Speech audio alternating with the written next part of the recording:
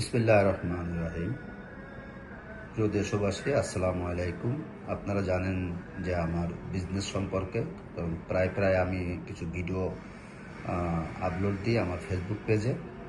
তো আজকে মূলত বিষয়টা, আমি গত সপ্তাহে সিঙ্গাপুরে গিয়েছিলাম।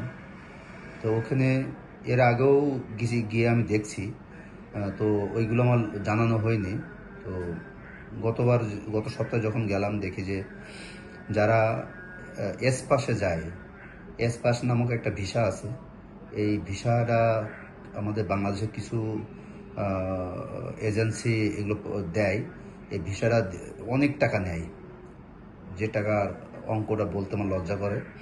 অনেক টাকা নেয়। এই হিউজ একটা অ্যামাউন্টে সিঙ্গাপুরে যেয়ে তারা বিভিন্ন বিপদে আছে, বিভিন্ন সমস্যায় আছে, খাইয়ে না খাইয়ে ঘুরে বেড়াচ্ছে এবং কি তারা এমএমএজেও কেস করতেছে। তো আমি আপনাদের কাছে আশা করি আপনারা এস পাস নামক কোনো ভিসায় আপনারা সিঙ্গাপুর যাবেন না। এটা আমি আমার পক্ষ থেকে আপনাদের কাছে অনুরোধ রইল। আপনারা যদি বিদেশ যেতে হয় তবে একটু কষ্ট করে, বাংলাদেশে অনেক কারিগরি শিক্ষা প্রতিষ্ঠান আছে, আপনারা সেখান থেকে কাজ শিখে আপনারা বিদেশ যেতে পারেন। বিদেশে গেলে আপনার ভাগ্য পরিবর্তন হয়ে যাবে যদি কাজ শিখে যান, অথবা আপনি বাংলাদেশেও জব করতে পারবেন, বিদেশেও আপনি জব করতে পারবেন। আপনারা সবাই জানেন যে বাংলাদেশে অনেক কারিগরি শিক্ষা বোর্ড আছে, অনেক কারিগরি শিক্ষা প্রতিষ্ঠান আছে, ট্রেনিং সেন্টার আছে। এখান থেকে আপনারা বিভিন্ন ক্যাটাগরি ট্রেড আছে, এই ট্রেডে আপনারা কাজ শিখে আপনারা যাইতে পারবেন। তো মূলত জেটিসি ট্রেনিং সেন্টার আপনারা জানেন যে বাংলাদেশের ভিতরে একটা বিশ্বস্ত প্রতিষ্ঠান।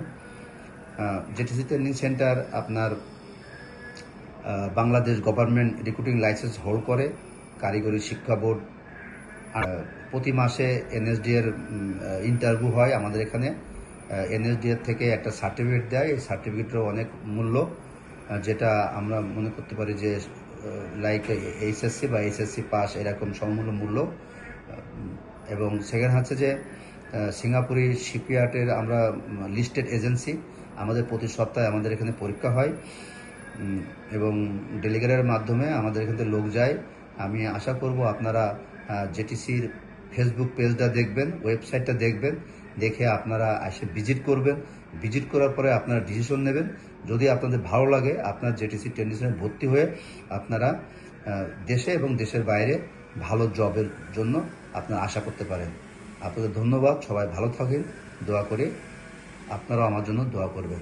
আসসালামু আলাইকুম।